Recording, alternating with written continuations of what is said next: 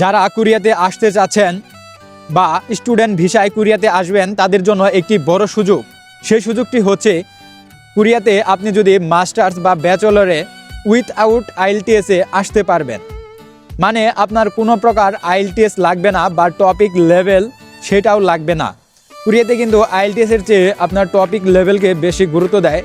Topic level বলতে আপনার Korean ভাষা সেটা পর্যন্ত লাগবে না। তারা বলে দিয়েছে যে কিছু কিছু ইউনিভার্সিটি রয়েছে সে জায়গায় আপনার উইথআউট আইএলটিএসে আপনি আসতে পারবেন। এই জায়গায় আপনি মাস্টার্স প্রোগ্রামে আসতে পারবেন, এমনকি ব্যাচেলরও আসতে পারবেন।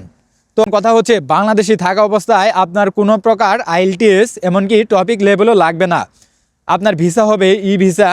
এটা বাংলাদেশি অনেক এজেন্সি রয়েছে, তারা কাজ করতেছে, তাদের সাথে আলাপ করে আসতে পারেন কোরিয়াতে। এটা শুধুমাত্র যাদের ইচ্ছা কোরিয়াতে আসবেন তারা এই সুযোগটা অবলম্বন করতে পারবেন।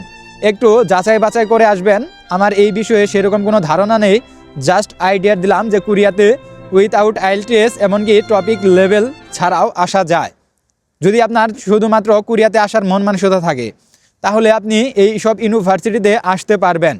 এটা বিশেষ কিছু ইউনিভার্সিটি রয়েছে তারা এই সুযোগটা দিচ্ছে। তো এই সব বিষয়ে আরও কিছু ইনফরমেশন দিব সামনে। তো ভালো থাকেন।